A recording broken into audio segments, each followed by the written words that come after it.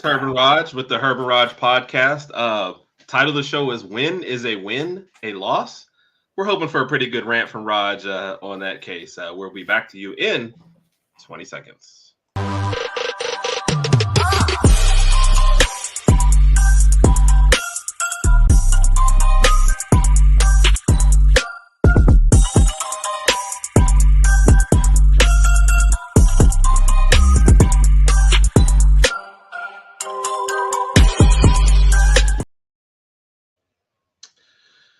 So, Rodg, you kind of shook. Well, first off, welcome in everybody. Yes, welcome to the Herb and Rodg podcast. Are you having a good night? So far, I'm a little sluggish today, but I mean, so far I'm having a good night. You look terrible, but that's fine. Thank you. I was kind of looking forward to the show, and I am. So here we are, and what do we got for today? I guess. Right. So. First off, hello to everybody out there. We already got some money. Check it in. How are you doing tonight, Lady Alpha? Hello, Lady Alpha. Brian right behind him. Brian is an Oklahoma fan. So shout out to Brian. And one of the newest members of the Shakeback Media Group.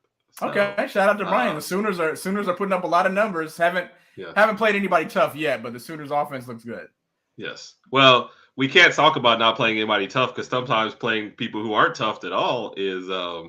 Yeah. So, and we'll get to that in a second. Yeah. Good night. Good morning or good evening to Mr. Good evening as well. Best brother team in the biz. I say good morning, good evening, and morning. Because I'm used to his show in the morning. So when I see him, but usually when I'm conversing, this is our show at night. Yeah, but Mr. U is doing it better than us. So he is. Shout out to Mr. U. Yeah, he had a great show in the morning. So yeah, I'm going to skip one of those comments. I don't know if that person wants that announced. So we'll go with a boomer and a SMU won't lose another game. So now I got to look at their schedule to see what's going on there. I got to take a look at SMU's schedule too and see what's going on. So we talked about maybe not playing anybody tough. And not. Wait, Rodg, I feel something in your words. Nothing but admiration, I hope. Right. Yeah. If there's any insults, Rodg is insulting me. So nobody else has to worry about that part. So Rodg, last week I started off with the rant. And by the way, thank you all for the comments. This is another one of those shows where we've planned a little, but any comments, questions, we'd love to have them. We'd love to post them up there. We will talk about them all. I went on a rant about how people are talking about us after losses, right? But I feel like you had something this week after watching this game. There wasn't a lot of. I think it's one of the most empty feelings I've ever had after a win. Yeah. You concur? You disagree? What did you have to say after this? No, did you have concur. A little mini rant? I concur. I had a mini rant, but I think since we kind of played so sloppy throughout the entire game, and then with the addition of the rain delay, my feelings were just so depressed, and I felt so defeated and deflated, and just so by the time the game was over, I was happy we won, but I was like, what did we just witness? We were a 32-point favorite to South Florida on the road. I think we both picked us to cover, and I just, regardless of who started at quarterback, I just did not see this coming at all. Yeah. It's just there's just so many question marks on both sides of the ball. Defense was actually pretty good, I think. Defense wasn't, defense was good. We held them to 3 points. So the quarterback run killed us at times, or the quarterback scramble. It didn't look like design plays, but defense held. The 3 points they gave up was because we gave them terrible field position on awful punt. Yeah. So go ahead. I'm sorry. Go ahead. No, you're fine. I think the big question obviously was, how is Tyler Buchner going to start? How is he going to look? And again, this is my personal opinion. He just didn't look that great. Some of his passes were a little inaccurate. He didn't throw the best football. He didn't throw the best football. That is putting it mildly. I mean, it was. We had a wide receiver screen. Yes. And he threw the ball, and the wide receiver had to dive to catch it. Yes. That's what I gave up. Do you want to know how bad he was? And I'll let you get back into this. Right. He was so bad that Mike, our own Big Mike, shout out to Big Mike, unofficial third member of the party, posted an apology about how bad he was. That's how bad he was in that game. So Yeah, I mean, we all didn't know what to expect from Tyler Button, and we knew Reese from Notre Dame, but as far as what he was going to bring to the game Saturday, obviously he practiced really well. And we heard reports he's taking Team 1 reps, cool, but I did not expect to see what I saw, and it was so. The question after that was, okay, when do you pull him and put in somebody else? So then they put in Ty Simpson, and I'll say this: Ty Simpson was my pick initially at the beginning of the season. I said I think he should start. He throws a nice football. He's accurate, but he didn't really have. There were a lot of times when the pocket kind of collapsed on him. He took a lot of sacks. I felt like there were some times when you have a few seconds in the pocket. If you don't throw the ball by then, you can't just stand in the middle of the pocket and just hope and pray that something opens up. You've got to move, scramble to the right, scramble to your left. And he showed he can run. We all knew he could run anyway. So just go ahead and get those yards. And then the one play I know you're getting ready to talk about is when he scrambled, and he was about 3 yards short of the first down. And it didn't look like anybody was near him. So, but he just kind of like slid or dove or whatever you call it. No, he didn't dive. He slid. And he slid, and he was just short of the first down. So I didn't quite understand that. Yeah. That was one of those first down plays, not a third down, and you need a first down, and you slide. And it's like, when you slide, the second you go into the motion, they mark you down there. They don't even give you any of that yardage. So they cut that off early. Yeah. So his pocket, to your point, Raj, his pocket presence isn't really there yet. He doesn't seem like he moves protections before, which protection was terrible anyway, so I don't know if it would have mattered. But it doesn't seem like he realizes where it's coming from. There was times where I was sitting there watching a blitzer come at it. It just seemed like 5 minutes the blitzer was taking to get there, and I was just like, he going to hit him because Ty didn't have any idea the guy's there. So, go ahead. I'm sorry, though, Roger. No, you're fine, and you're fine. And so I guess the next question is, not the next question, but I guess the thought on everybody else's mind and what we heard about is Jalen Milroe is QB1. And I think out of the three, based on what we've seen from the three, he's the best out of the three. Obviously, Milroe has a lot to work on. And Brian Roberts posed a really good question. And I think we kind of heard rumors about this after the game. Right. He said, who's the guy at QB? We were talking about either Buckner or Ty Simpson. And did Saban bench Milroe just simply to motivate him? What is your thoughts on that? Because was it punishment, or was it the way? I think it was the way he conducted himself the week of practice once he found out he wasn't getting Team 1 reps. Is that it? That's what the rumor out there is. And shout out to Bama Beat for also posting this. And I think Greg McElroy I don't know if he started. I don't know who to give credit to as far as starting it, but that's the rumor out there is that he didn't react well in practice to possibly being benched because his attitude on Saturday was excellent. He was supportive and everything. Yeah. But let's be honest, man, in a rain, when it's rain and it's sloppier conditions, that was a prime Milroe game. So you have to think the punishment went beyond, because I'm thinking punishment is like you're not starting, but you might get back out there. Right. But then is it like, do we have to admit a mistake if we send you back out? It just seems like there's way too much going on. I also feel like because it was South Florida, they felt like they could stretch this out longer and do this. If this was a bigger game, if it was Ole Miss in a conference game, I think he might have gotten out there. But so to answer this specific question, who's the guy at QB? It's Milroe. It was always Milroe. Buckner was just horrible. Simpson is just not ready. And I'm going to double down on what I said at the beginning of this season. Whoever it is between Milroe and Simpson, I always thought it should be between those two. Yeah. I don't think they will be the starter next year.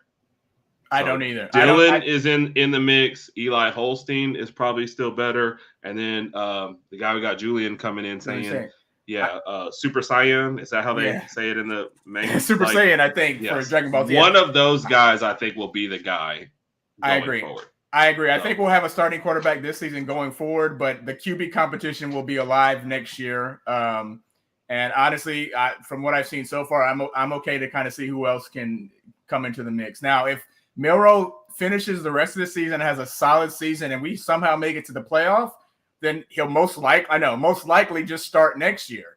And if he can prove that he can do that, and then maybe somebody backs him up for a year, and then somebody else takes over. But at this point, to your point, Milroe's going to be the starting quarterback, but we'll just see what happens throughout the rest of the season. I mean, Alabama's a 6.5 or 7-point favorite for this Saturday.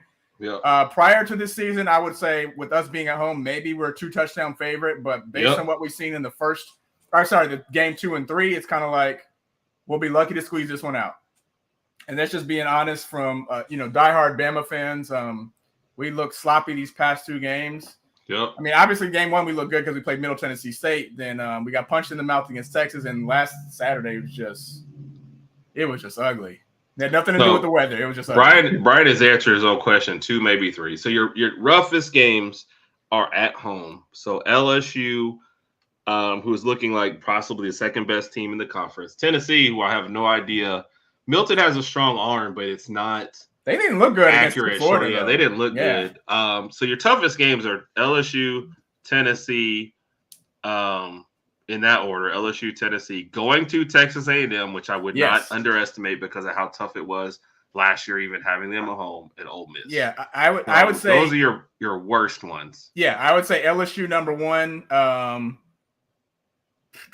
The A&M game, and then possibly the Tennessee game in that order. LSU, A&M, Tennessee. And the thing about A&M is it's a road game. And we know how we played on the road the past few years. So that's what's going to bother me about that game. The LSU game, they got the better quarterback. And in a lot of these games we play this year, we're not going to have we're not going to have the better quarterback, basically. I didn't know how to say that. But we're just.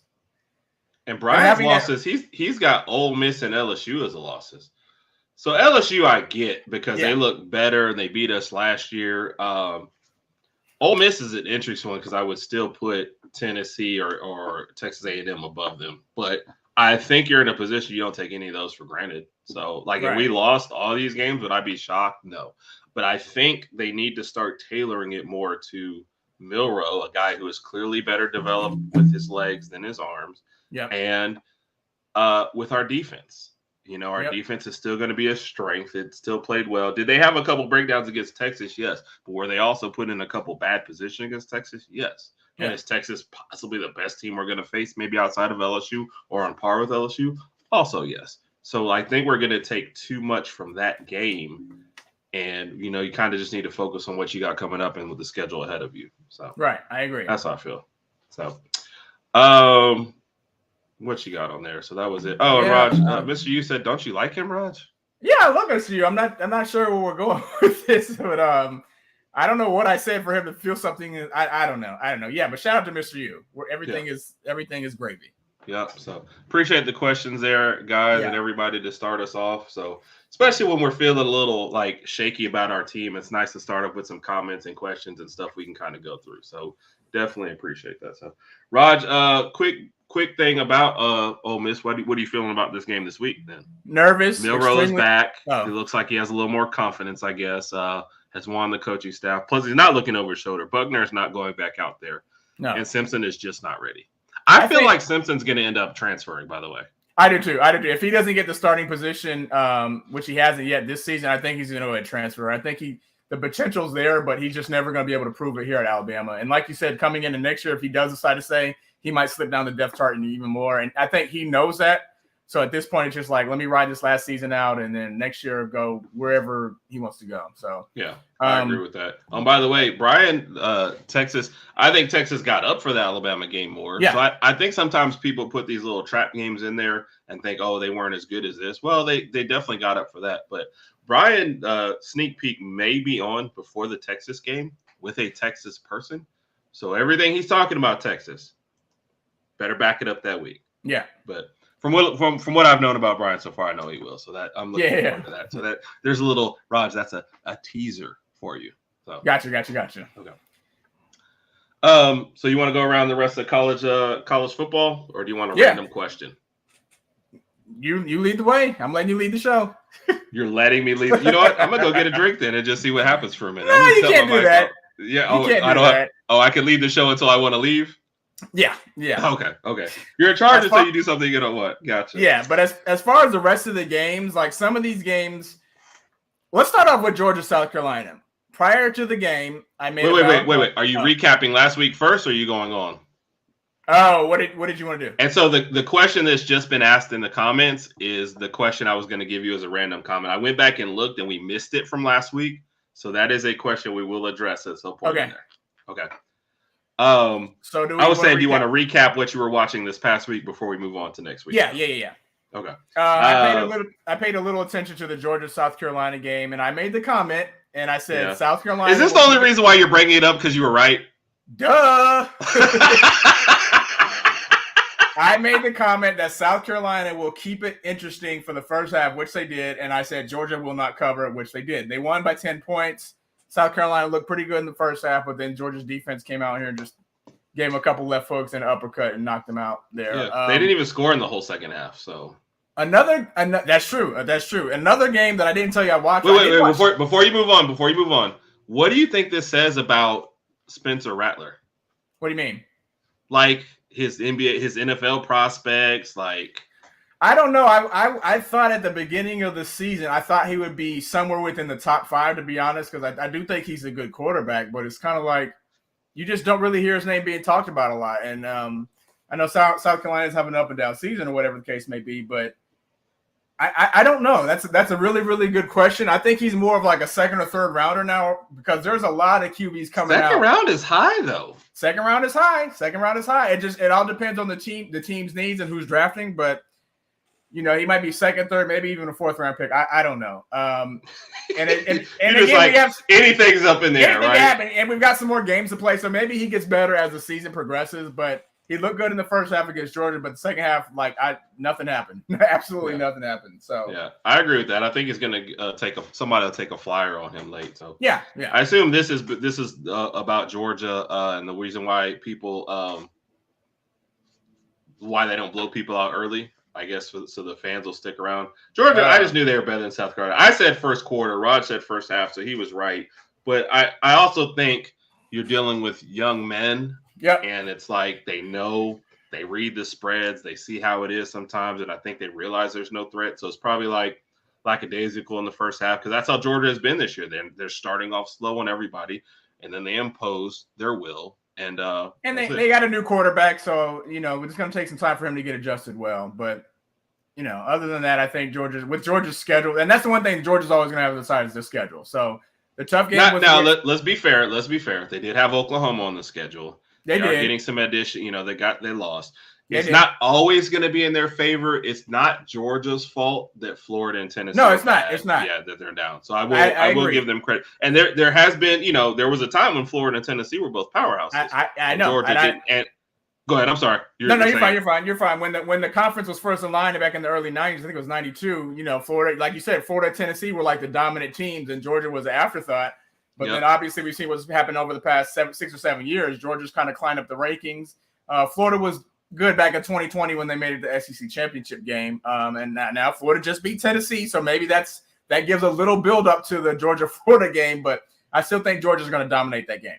Yeah, I do too. But I do want to say, like, their schedule does suck this year, but they lost their best out of conference, and they can't do anything about the conference schedule. Yeah, so. yeah.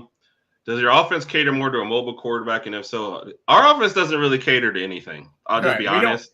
We don't have great blocking right now. We have a huge line who doesn't block anybody who runs by them. So our lack of offense and our lack of continuity favors a mobile quarterback, but our play caller seems to favor a pocket quarterback. So I don't really know, man. I don't know what the answer to this question is.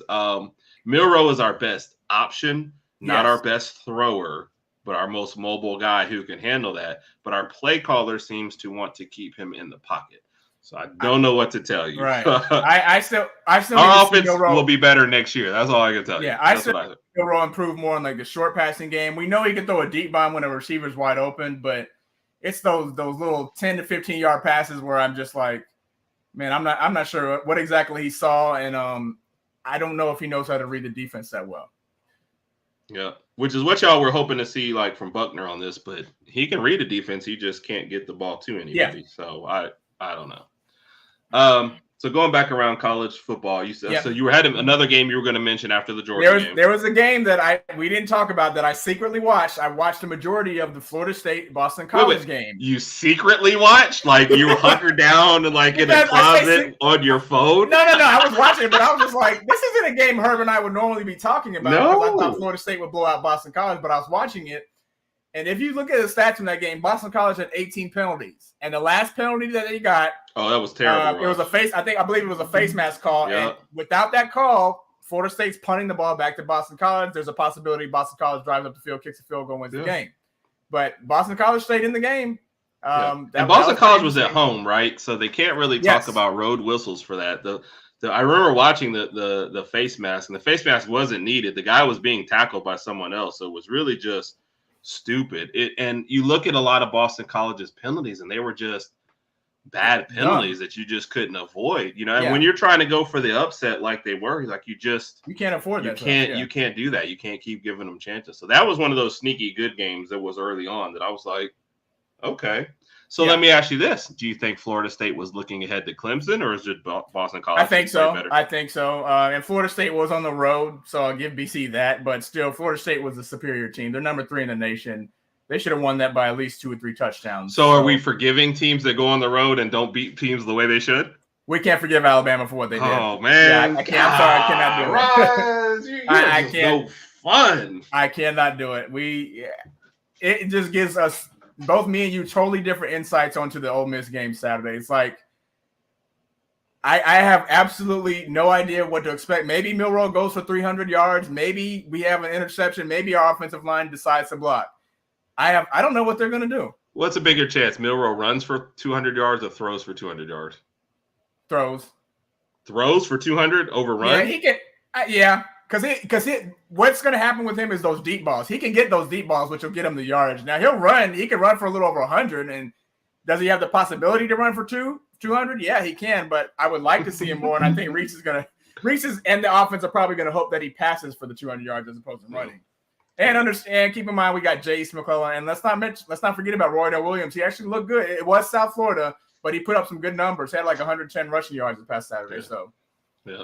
And he said, "I understand the problem. We're not being flippant when we talk about it. We're just like, there's a marriage going on here, and it just doesn't seem." So let's. There's actually something we talked about at work today, Raj. Here's what I think. Reese comes to the team, right? He wants to implement offense. He looks around, sees the quarterback. He's not enthused, right? He wants to bring in his guy. Mm-hmm. I don't think he tanked Milroe, but he's mostly been sitting there thinking, look, man, my guy's the guy. My guy's the guy. My guy's the guy. I feel like that's what happened, right? Milroe does not do well against Texas. He brings in his guy. His guy is awful at the plays that Reese has picked for him. It's failed. Reese looks terrible. Buckner looks terrible. Now we're back to the drawing board. And did we kind of send people are like, did Saban send a message here? No, because I don't think he caters to fans. Yeah. But I almost think he was sending a message to Reese that, look, your guy is not the guy. Right. Deal with what we have here and move on. I'm kind of glad it happened because now we know the QB hierarchy at Bama. It's Milroe, Simpson, and then pretty much everybody else. We could say Buckner third. Pretty much everybody. I wouldn't mind seeing Lana get a whole seat in there before Buckner. To be honest, I don't think they could have do any worse than what he did. So yeah, that's sad that you don't say they could do better. You say they couldn't do worse. They couldn't do any worse. Yeah. So, all right. So after the FSU BC game, you have to talk about the Colorado game.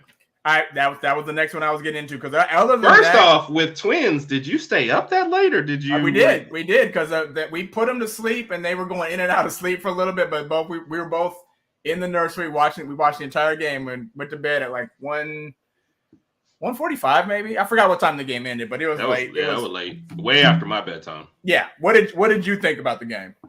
So, I feel like the coaches really kind of ramped things up, and mostly the Colorado State coach. So I said it was both the coaches' fault, but I had a good little talking to by Ricky today at work, and I know he's probably at home with his boy who's been so hopefully everything's going on good there. The Colorado State coach definitely kicked it off by randomly going after Deion, and Deion is the guy who's going to respond by going, wait a minute, and so. I feel like there's a lot too much back and forth before the game to where everybody's emotions were hyped.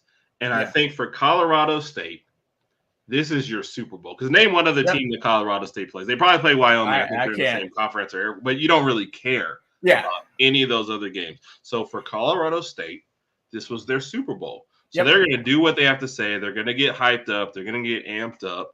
And they came into it, but I mean, the personal fouls, the hit on Travis Hunter, and now the DB is getting death threats. Obviously, I don't agree with that. We don't agree with that. That's a bit much. Was it a cheap shot? Yeah, we all know. Oh my! But it was so first off, the guy's already being held, and they're calling pass interference. Right. Ball goes, it's not being caught. Everyone has slowed down on the field. The DB dodges his own player to go around and give a cheap shot to a guy who doesn't see it coming, defenseless player of anything.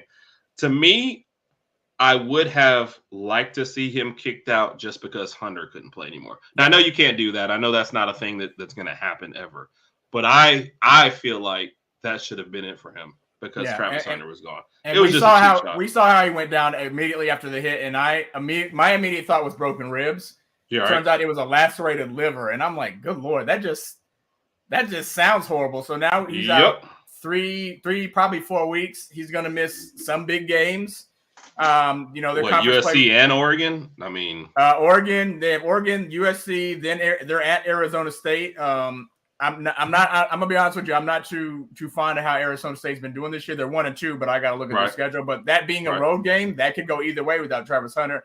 Then they host Stanford. So I think there's a possibility that Colorado slides out of the rankings over the next 3 weeks because they're probably gonna lose these next 2 games. Yeah, I think they're already decent underdogs for this next game. So yeah, I agree with you totally, Raj. So they are. Oregon is favored by 21.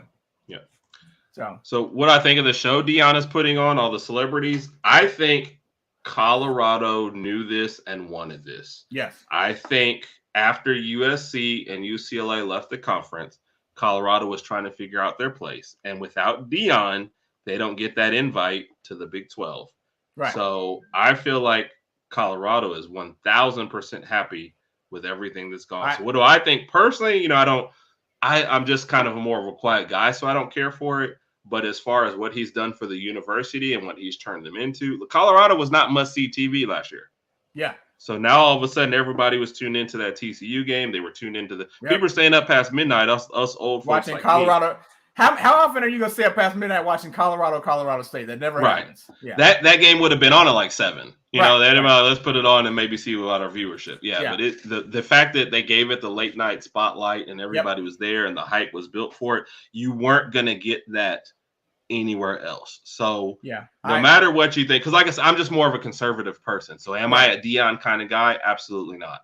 Can I condemn what he's done there? Oh no, because he turned what was a traditional powerhouse, turned into an afterthought, back into must-see TV. Right. Now, however these next 2 weeks go, I think it's going to be bad. But I think that what Deion has done is what they wanted. Colorado wanted to be relevant again. They needed to escape the sinking ship of the Pac-12, and they've done it all. So. I love it. I agree with everything you just said. I love what he's doing for the program. To Brian's point, Lil Wayne brought out the team this past Saturday, gave him a little warm up. We've seen other celebrities there: Shannon Sharp, Stephen A. Smith, Cameron's been there, Lou Young, who's a social media star. He was out. He's at. How come you haven't been there? I'm waiting for someone to get me a plane ticket. We're still trying to work out some of these details as far as the budget, where am I lodging, everything like that. So maybe we can raise a few funds and see if we. And if I'm going, you're going anyway. So we got everybody to know that. But to Brian's question, I love it. I love it, and he's just bringing a lot of attention to the program. And keep in mind, they only won 1 game last year, and I'm pretty sure last year you couldn't even sell tickets. You're probably just handing them out for free, standing outside the stadium. Wow, now Raj. Games are sold out. They've won 3 times as many games as they did last year.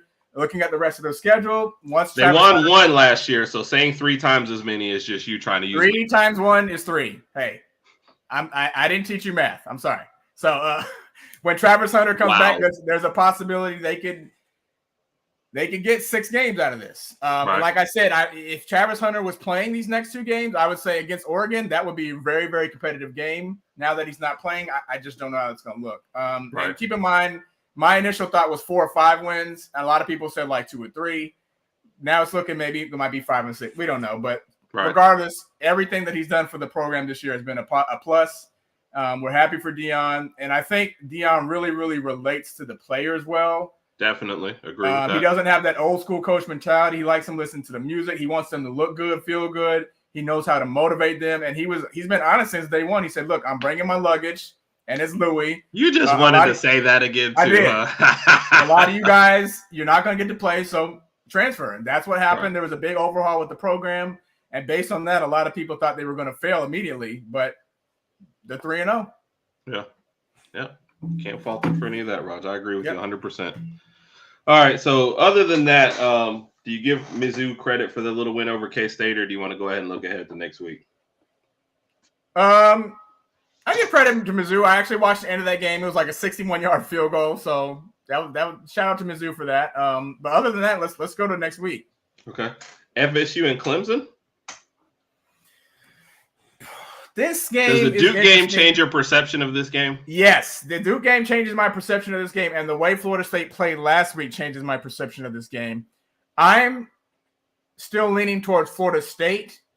I don't like what I've seen out of Clemson this year. Yeah, the Duke game was just horrible. I thought by DJ transferring, I thought this was Cade Clubber Lang's year to just Clubber Lang's year, yep. Maybe even jump into the Heisman race and have a good season, but it hasn't turned out that well. Clemson lost a couple of guys defense to the league. They don't have a lot of great offensive weapons. So I'm leaning towards Florida State in this game. Right. I am too. Clemson hasn't looked good. I feel like Florida State was a look ahead situation against BC. I feel like it's one of those we sent the blood in the water sort of situations. Like if you're not going to beat Clemson, like it's going to happen this year. You know, if it's going to happen. I wouldn't underestimate Clemson. I think it's still going to be a good game. But, I guess we got our college picks coming up on YouTube. Should check out all our YouTube stuff, college picks, NFL picks, and Bama versus the world. So we'll give our official picks on there. Yep. But definitely leaning Florida State in that one. Yep. What else you got? So the morning slate also has Auburn at Texas A&M. And we got to get back to doing our viewers guide. Yes. So look for those coming up on some YouTube shorts later. For those of y'all that don't know, Herb and I, please follow our YouTube channel. We've got a lot of ideas floating out there. So we're gonna really start ramping up the YouTube aspect of everything. So please, if you're not, follow us on Herb and Rodg podcast on YouTube. Yep. So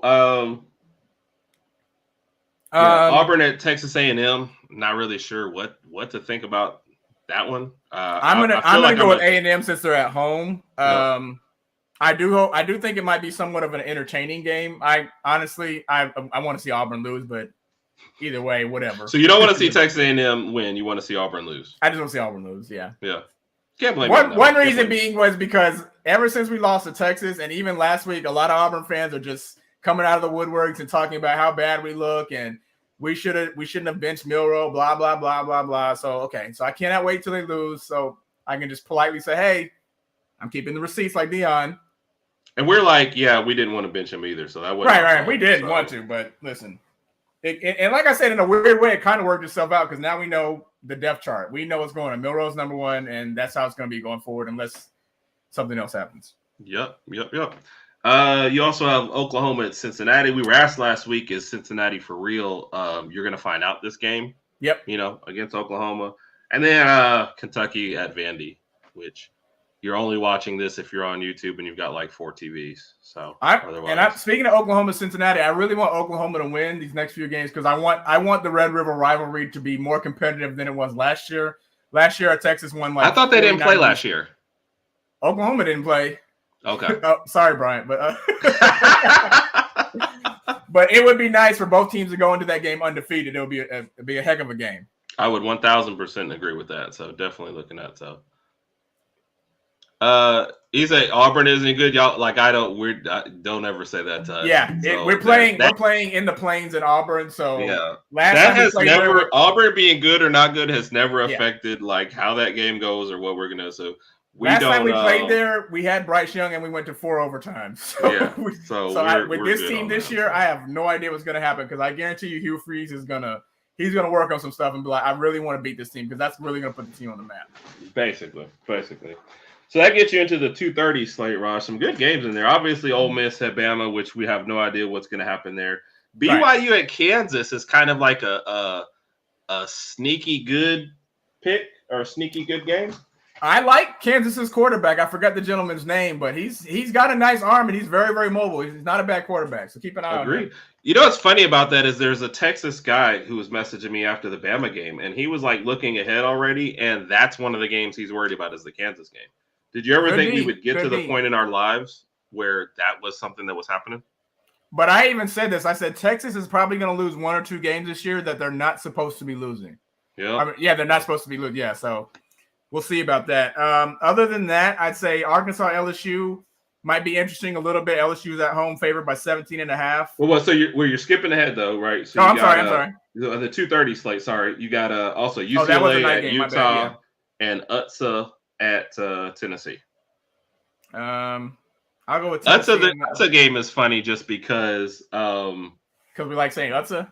Because we like saying UTSA, and they've been talking trash on Twitter. To Tennessee? Yeah. How do you even do? That's not even like a rivalry. How does that even work? The Tennessee fans are looking at this like, really? Like what? Exactly. I don't know. That's strange. Yep, very strange. I don't get some of this stuff. So, and then going on to the 6 o'clock, like you were saying, Raj, Arkansas at LSU. Before LSU lost to BYU and kind of blew that game, I'm not, maybe this was a little bit better. LSU looking much, much better. So I kind of am almost expecting a blowout there. Yep.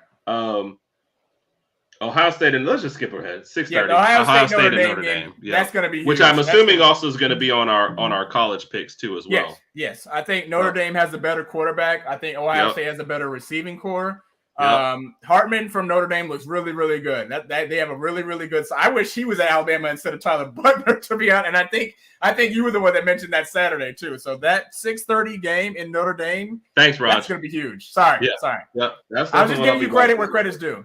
Yeah. Well, I don't want credit on that. I do wish he was there. That will be a good game. So, and I guess you have to tune into our YouTube channel to see who we're going to pick there, though. So, this is about the Oklahoma game at Texas. Didn't have a QB. Well, neither do we. So, hey. Yeah. We don't. We have guys on the roster that are labeled quarterbacks, but we don't know what that's going on. The hype train is rolling. I assume that was about Colorado. Yeah, because he was on the pregame and The Rock was there too. The Rock was there on the pregame show as well. Oh, I forgot about The Rock being there. Yes, he didn't call me to tell me he was going to be on there, mostly because I don't know him. So he called me. Sorry, I don't want to talk on the show anymore. Okay. And then what do you say? The new math is the last one. Yeah.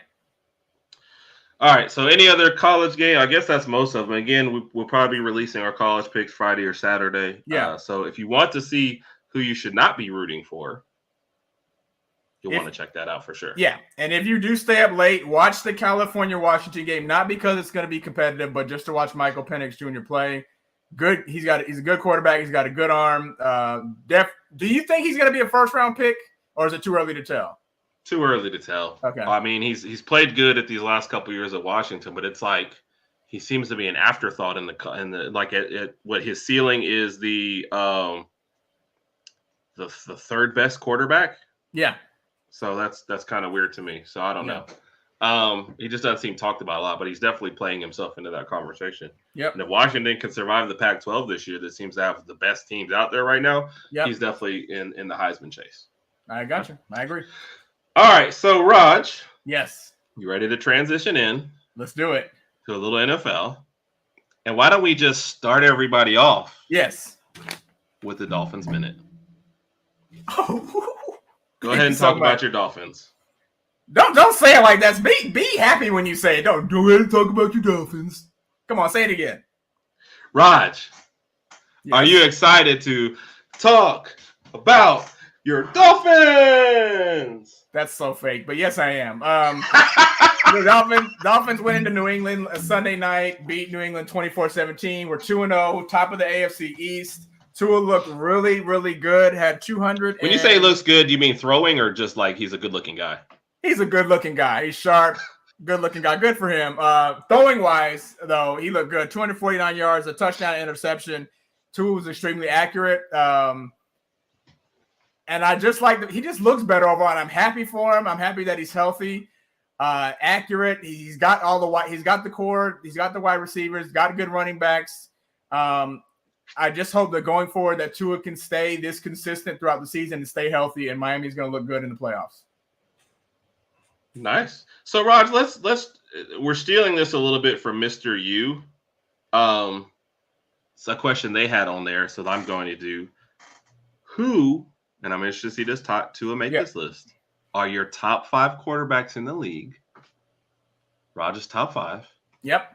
After 2 games, which is an extremely small sample. Right. Who do you got? All right.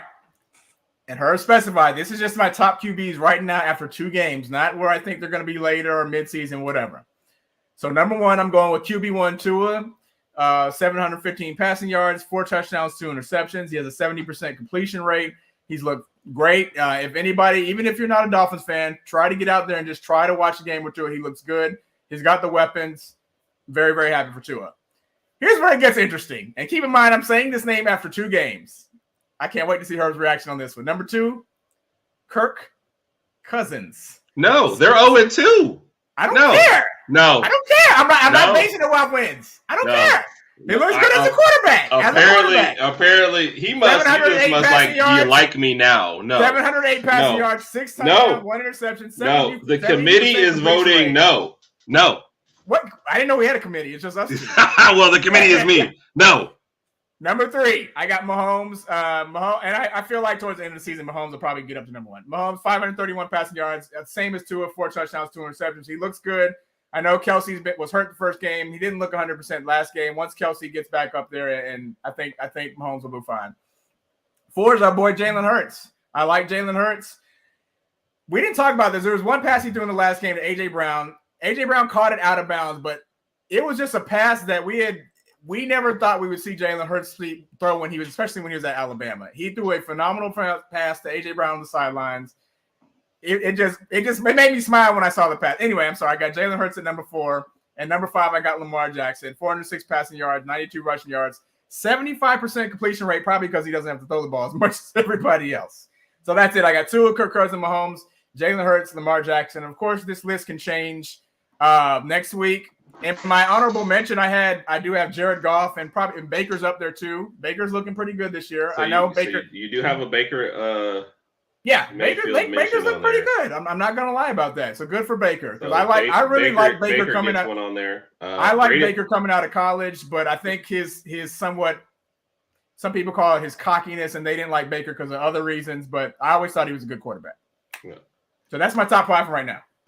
Was this about Colorado also more coaching with discipline? 29 penalties in 3 games. Because honestly, that could have been Alabama too. So we would like to see the same thing. So I definitely agree with that for whichever team. If it's Colorado, then it's because they're playing with emotion as well. That's the problem. Yeah. So, well, Raj, that was a terrible list. That was the worst list you've ever come up with. Thank you. I hope everybody talks about it, and I appreciate it. All right, Raj. So. Also, real quick, shout out to Nick Chubb, man.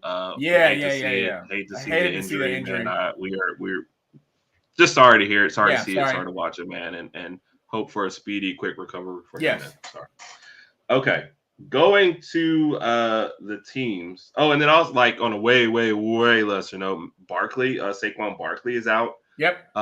Kind of sucks for the running backs, at a time when you're trying to get more money, trying to get more push, and they get banged up. It just seems like the guys giving out the money are saying this is why we're not giving you the money. So it does suck. I feel like if you're running back, you got to maximize those first 4 years in the league to the best of your ability, and just pray and hope for the best after that. And I see a crappy comment about glad you named 2 OU QBs. I'm not getting into the Jalen Hurts thing. If you want to say you want him at OU, but he did graduate from University of Alabama and won a national championship here. Yeah, so I see what Brian. You want to say whatever you got to say about him, man. Good luck to you, but we're not giving. We claim Jalen at Bama. Yeah. And Jalen claims Bama. Jalen claims Bama. Yeah, you can say what you want to say about that. That would give it to you, but that's how that was. So Raj, I'm looking at our list, and again, I just steal stuff from Mr. U since I don't really have a lot of time to plan this stuff. So. The 0-2 teams, I'm looking at the list, and there's certain teams on there, not a surprise. Houston, Arizona, Carolina, Chicago. The 3, I guess, that really kind of jump out, if you didn't know their schedules. Yes. Minnesota, given how they played last year, right? Right. The Chargers, which, and they're all, go ahead. What I was going to say about Minnesota is I thought with the addition of Jordan Addison that they would probably be 2-0 right now. Simply because that gives Kirk Cousins another weapon, and even though he was number 2 on my list because of his passing yards, he's not number 2 on anybody's list. I'm not anybody. I'm Raj. Oh man, I love that comeback. You like that? You like that? Did you get the reference there? Yeah, it's how you like me now, but that's fine. Go ahead. Oh, you said something about the 2-0. We said Minnesota. Who else? Minnesota 0-2. Minnesota, yep. the Chargers, the Patriots, which I thought they were going to be last, and the Bengals. The Bengals the one that jumps out? Yeah, because after Joe Burrow got the ginormous payday, it just seems like these first two games he just has been kind of absent, to be honest with you. I don't know. He's out there just throwing left-handed. Yep. He's just whatever. Do you think it's his injury that's still lingering on that's causing him to play this bad? He's got 304 yards, 2 touchdowns, and 1 interception, and you're thinking Jamar Chase should probably have 304 yards receiving by now, just in 2 games. But for anybody who drafted him, I feel bad for you. Burrow's QBR is 47.2. He's 22nd in the league. So he's barely there, is what you're saying. He's barely there. He's not doing anything. And is he out next game? I know he's questionable on my opponent's. Who are they playing next? Wow. Do you just only know stuff from fantasy football? They play They host the Rams on Monday Night Football. Oh, I did see that. I think I picked the Rams for that game too. I would. If they go to 0-3, they might as well cancel it. The biggest thing about those two, they were both conference losses too, as well. In their division, so that's going to get in trouble too. So. I think it's the injury a little, Raj, but he also played probably 2 of the better defenses he's going to see, and a very underrated Cleveland defense and the Baltimore game. So it's kind of a combination of different things. But they started off 0-2 last year, but man, it's tough. You don't want to get it. You don't want to get into that. So I'm shocked to see them on that list though. A lot of the other teams and the Chargers too. Chargers, you keep thinking it's. You're gonna hate what I'm getting ready to say. Go ahead. Go ahead. What? I thought the Chargers were gonna do well because when I won fantasy 2 years ago, Justin Herbert was my quarterback.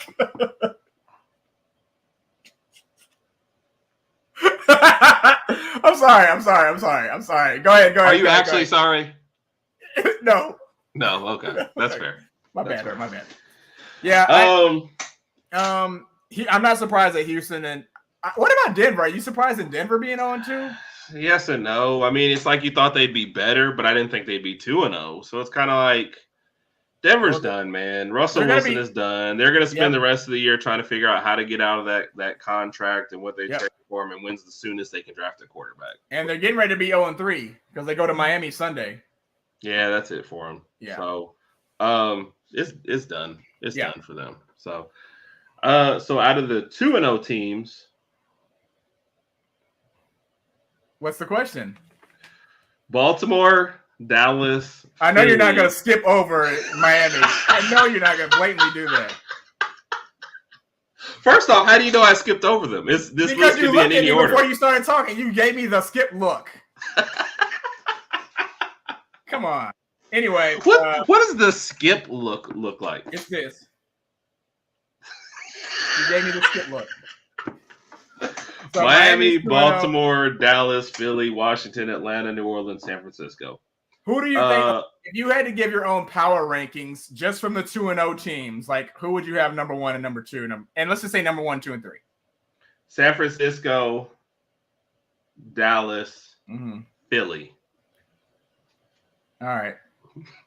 Who's just out of curiosity? Who's 4 and 5? Baltimore. Oh, yeah, never mind. I knew it. You're so petty. I can't do this. I mean, you're definitely still ahead of Atlanta, New Orleans, and Washington. Yeah, wow, that's great. Anyway. So, Rod, a lot of people on your side. So, Rod's had it right because it said you like that. And then apparently I did give you the look. And Brian is back there. Tisha saw it. Yes, I saw it. So, geez, I need my own fan club because ain't nobody on my side. Oh, Lord. Okay. I guess we're not going to cover the NFL too much. I do like your top 5 list. Appreciate that. We'll be doing the NFL pick segment as well to come out. So if everybody wants to see how we feel about the NFL picks this week and check them out, please do that. So we're going to jump in. 10 minutes left. We are going to see. Thank you. I saw nothing. Thank you. Because there was no look. It never happened. Yep. Never happened. Speaking of which, from Lady Alpha, there was a question that we kind of skipped over last week. What's that? We'll lead into the questions of death. Okay. This one though, All she right. wanted to know, why don't we talk about hockey? Is that one of the questions? Or is that just a general that was question? the question from last week, and it was somewhere in here this week. There you go, Raj. Just so you don't think I'm me. So first off, the way we grew up, it was basketball for us, which might shock you with how much we talk about football now. It was definitely basketball for us growing up. Soccer. Then soccer is what we grew up with actually playing. Basketball is what we grew up watching. And I actually used to skip my basketball games to go watch, to go to my soccer games. So, and then when we got to Tuscaloosa, football was king. So honestly, from being overseas and then being in the South, there just wasn't a whole lot of hockey exposure for us growing up. There's even more baseball exposure, if you can believe that. We just kind of slid away from that. But not a lot of hockey exposure. I've been to one hockey game ever. And I think that was like a minor league game. Now, I will say this. Hockey is probably like similar to baseball, that you should experience it in person. I agree. And I think you will get a greater love for it. I agree. That's the reason.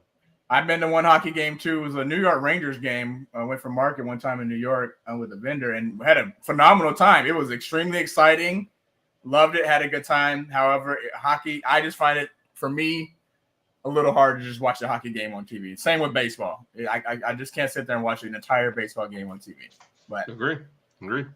Fair answer. But we'd be willing if, I don't know, one of these hockey franchises want to fly us out to a game and watch it. Hey, we'll definitely do it. We'll definitely do it. So, all right, you ready for some questions of death? Let's do it. I'm ready. All right, we're gonna start you off, Raj, with a little work, play, live. Okay. Anybody who hasn't, tuned in, give them 3 names. You have to pick one person to work with, one person to play, as in like go out Friday nights with, hang out with, and one person to live. Like this person will be his next door neighbor. All right. First off, we'll start you off with the Miami Dolphins version. Okay. Waddle. Okay. Tyreek. Mike McDaniel. Oh, this is hard because they all seem like fun people. Mike McDaniel's younger than us, right? Yeah, I think I'm gonna work with Mike McDaniel because I think he'll be fun to work around. Cool, keep the office kind of lively, but we'll also get the job done. Right. Which is exactly what he's doing with the Miami Dolphins. I'm going to hang out with Tyreek because I feel like he could show me around the city. Miami, he's from Miami. He'll show me around. He'll know what to do. He'll know what to sponsor. And I feel like Waddle would be a nice neighbor. Hey, man, what's going on? Everything go all right with your lawn? I'm like, yeah, I'm cool. Unfortunately, I got to go out of town. Would you mind mowing it real fast since you're so fast? And Waddle would say, yeah. You did not just say, can you mow it real fast because you're so fast? But I don't know. Yeah, Is he gonna do it like this? Is he gonna walk? Yeah. Oh my goodness. Well, so that was agreed. That was a tough one. That's hard. Yeah. Well, I'm gonna give you a better one then. Okay. Quarterbacks. Okay. One of these quarterbacks is no longer playing, so we kicked them off of the list. So now you have 3: Tua. Okay. Yep. Josh Allen. Mac Jones. So Tua's going to be my neighbor because he just had a kid. So he's going to want to be at home a lot more. And we could talk about that and, kids growing up and just sit and maybe have a beer or something like that or some water. Josh Allen, I'm going to hang out with because he just seems like maybe he's a fun guy. I forgot who he was rumored to be dating. I had to check that out, but he seems like he would be a fun guy. And he puts his body out there a lot, so he seems like, man, you just go out there and get messed up one night and like Josh like, yeah, let's do it again next weekend. And I say, Josh, no, I can't do it because I have kids now. And then I would rather what? And then I'm going to work with Mac Jones. Mac Jones just seems like the nice, reserved, cookie cutter type. Until he gets really mad, he's like, look, I'm not going to turn in these reports on time anymore. I'm Mac Jones. Is that how Mac Jones sounds to you? Like in your head? I don't think so, no. Wow. Haley Steinfeld is who he's. Haley Steinfeld. Okay. Yeah. Okay. Wow. Tell me Mac Jones again. Look, somebody took my stapler. It had the Patriots emblem on it. I want it back. I'm Mac Jones. Wow. I So we basically lost any chance of ever having Mac Jones on the show. So if Mac Jones ever comes on the show, I would apologize for that. And I have a feeling he's probably not going to pull up this episode. But if he does, so he just reverses your other two. He'd hang out with Josh Allen, but work with Tua and live next to Mac Jones. So. Yeah. Geez, Raj, you're definitely getting us fired. Mac Jones will definitely be the head of the HOA as well. That is true. I believe that.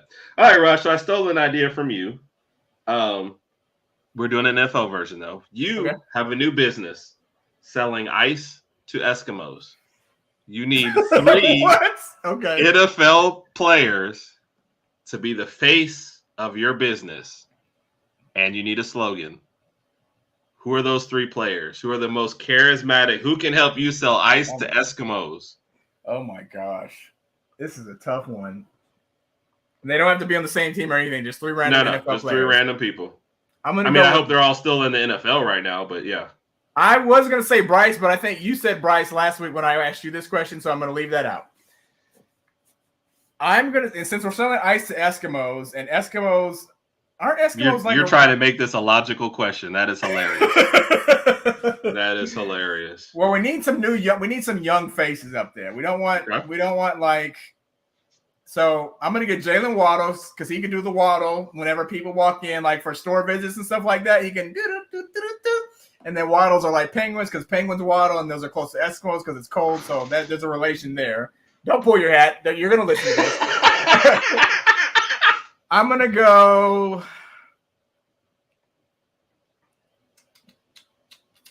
This is a tough question because there's so many people in the league. I might go with Mahomes. Mahomes is marketable. He's already in a lot of TV. He can really get the name out there, spread it throughout the Midwest and things like that. And then last person's going to be. I've always liked Mika Fitzpatrick, but I don't know. Wow. No, that's a stretch out there. Oh, Sauce Gardner. Sauce Gardner has marketability written all over him. That saucy Eskimo ice is going to be such a hit. Yes, I'm going with Sauce Gardner as my 3rd person. So Sauce, and who else did I pick? I picked Sauce, Jalen Mahomes, Waddle. Yeah. Mahomes. So Ryan had a couple of choices for you. He said Kelsey and Jamal Williams. Jamal Williams. I like the Kelsey one. Jamal Williams, I liked after his interviews with Detroit, but I don't know much else about him. So. Well, remember he came to New Orleans and he says beignets are just like funnel cakes. yeah. So he might not be the guy to sell you stuff. All right, sticking with the NFL. Yep. You're drafting the team next year. Okay. Tua. Who are your and whoever you draft, you get to keep for 5 years. Okay. Like no trades, no nothing. So these are foundational people, right? Yeah. Pick 3 current NFL players that you would draft and 1 college person. Okay. 3 NFL players and 1 college. I might draft. Ooh, I hate to say Tua. That's just so biased, though. Jalen Hurts. Okay. As my quarterback. I assume that no defensive players are getting drafted. I mean, yeah, I might get Micah Parsons. Right. Receiver. I have to draft 1 college, right? Yeah. All right. For my receiver, I'm going to Marvin Harrison Jr. Okay. So I have a QB, receiver, and I have my linebacker. So you got one more pick, and it's got to be an NFL player. NFL player. Okay.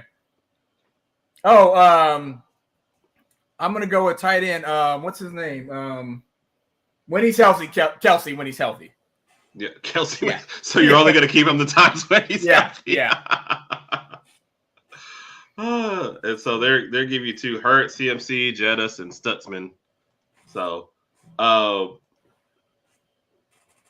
don't know about C-Mac just because of age. Like 5 years from now, I think he's gonna be broken down. Yeah, that'll be the only one up there. Of course, I love the Jalen Hurts pick, and of course, Brian's gonna give you that one. I say gotta have the Penguin Waddle. Agree with that. Oh, and Raj. Yes. I got an old school question for you. I know that was already 3. Oh yeah. I got an old school question for you to end. Shoot. Off, okay, pull this one out. Tried this one last year. They even look better this year, so we got to bring it back. Okay. The Dolphins make the Super Bowl. Duh. Right? They're playing against the Eagles.